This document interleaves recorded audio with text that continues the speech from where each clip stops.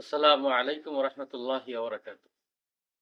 প্রিয় দর্শক, অনেক ভাই জিজ্ঞাসা করে থাকেন যে ২০২৪ সালের জুলাই গণ অভ্যুত্থানে যে সকল মুসলমান ভাই বোনেরা ইন্তেকাল করেছেন, মারা গেছেন, তারা ইসলামী দৃষ্টিতে কি শহীদ?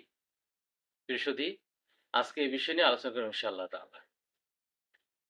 যারা ২০২৪ সালের জুলাই গণ অভ্যুত্থানে মুসলমান ভাই বোনেরা মারা গেছেন, ইন্তেকাল করেছেন, তারা ইসলামের দৃষ্টিতে শহীদের মর্যাদা পাবে, তারা শহীদ। প্রিয় সুধী, আমরা মনে করে থাকি যে যারা আল্লাহ রাস্তায় জিহাদ করতে করতে ইন্তিকাল করেন, মারা যান, তারা শহীদ। প্রিয় সুধী, তারা অবশ্যই শহীদ, কিন্তু এর বাইরেও অনেক প্রকারের শহীদ রয়েছেন যারা শহীদ মর্যাদা পেয়ে থাকেন, যারা শহীদ। তিরমিজি শরীফের 1421 নম্বর হাদিসে রয়েছে, রাসূলুল্লাহ সাল্লাল্লাহু আলাইহি সাল্লাম ইরশাদ করেন, যে ব্যক্তি নিজে অর্থ সম্পদ রক্ষা করতে গিয়ে নিহত হয়, সে শহীদ। একইভাবে যে তার ফ্যামিলিকে রক্ষা করতে গিয়ে নিহত হয়, সেও শহীদ। এরকম আরো অনেক শহীদের প্রকার রয়েছে। আর ২০২৪ সালের জুলাই গণ অভ্যুত্থানে যে সকল মুসলমান ভাই বোন নিহত হয়েছে, তারা শহীদ কিভাবে বুঝিয়ে বলছি। দেখুন,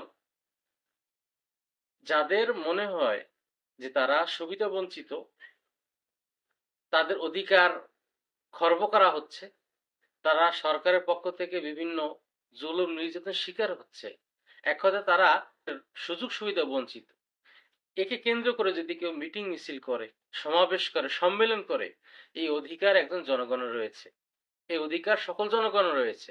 সুতরাং এই অধিকার প্রয়োগ করতে গিয়ে, মিটিং মিছিল করতে গিয়ে যদি পাখির মতো গুলি করে হত্যা করা হয়, তাহলে এ তো মাজলুমকে হত্যা করা হলো।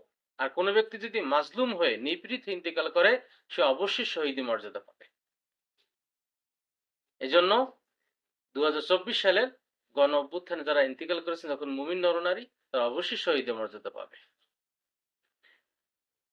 আমাকে যারা স্পষ্টভাবে দেখতে পাচ্ছেন এবং শুনতে পাচ্ছেন, আসুন আমরা দোয়া করি আল্লাহ জাল্লা শাআনহু তাদেরকে জান্নাতের সুউচ্চ মাকাম দান করেন, তাদেরকে জান্নাতুল ফেরদাউস নসিব করেন এবং তাদের কবরকে জান্নাতের বাগিচা বানিয়ে দেন। আর যারা এখনো আহত রয়েছেন, চিকিৎসাধীন রয়েছেন, দোয়া করে আল্লাহ তাআলা তাদেরকে অতি দ্রুত পরিপূর্ণ সুস্থতা দান করেন। আসসালামু আলাইকুম ওয়া রাহমাতুল্লাহি ওয়া বারাকাতুহু।